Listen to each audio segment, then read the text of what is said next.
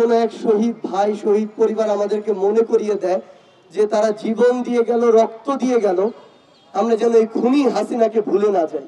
একজন ভাই, একজন সহযোদ্ধা সেই 5ই আগস্টে গুলিবিদ্ধ হয়েছেন। আজকে ডিসেম্বরের 23 তারিখ,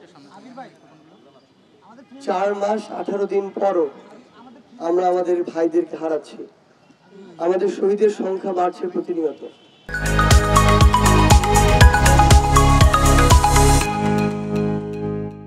কিন্তু এই প্রত্যেকটি সংখ্যা, প্রত্যেকটি শহীদের মৃত্যু আমাদেরকে শুধু একটি জিনিসই মনে করিয়ে দিচ্ছে, সেটি হচ্ছে যে কোন লক্ষ্য, কোন স্বপ্নগুলোকে সামনে রেখে আমার ভাইরা জীবন দিল অকাতরে, আমার ভাই বোনেরা রক্ত দিল অকাতরে।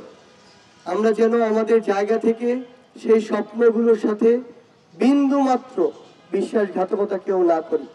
আমরা যেন আমাদের দায়িত্বগুলো থেকে বিন্দু মাত্র বিচ্যুত না হই।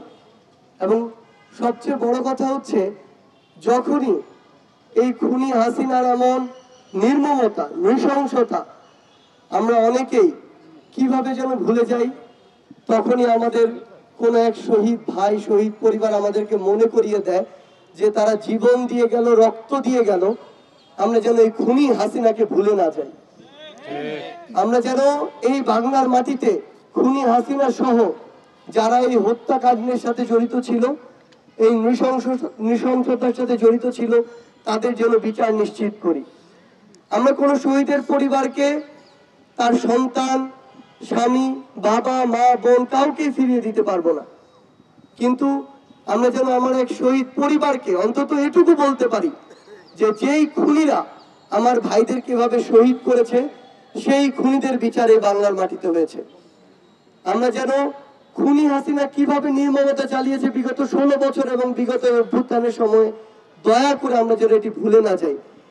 আমরা শুধু এটুকুই চাইবো, এই বাংলাদেশের মাটিতে আমার ভাইদের রক্তের উপরে, জীবনের উপরে আমাদের যে আস্থার অভ্যন্তরীণ এবং আমাদের বিশ্বাসে যে অন্তর্বর্তীকালীন সরকার হয়েছে, আমরা যেন এই অন্তর্বর্তীকালীন সরকারের সময় আমাদের সকল জীবনের রক্তের যে বিচার, সেই বিচার আমরা দেখে যেতে পারি।